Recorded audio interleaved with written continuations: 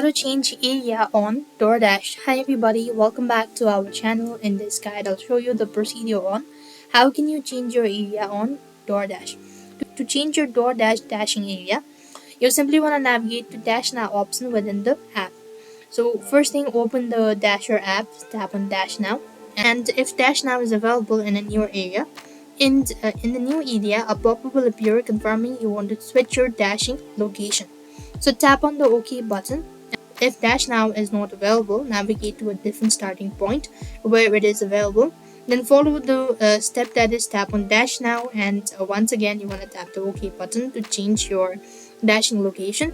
And you could also wait for Dash Now to become available in your desired area before attempting to change your location as well.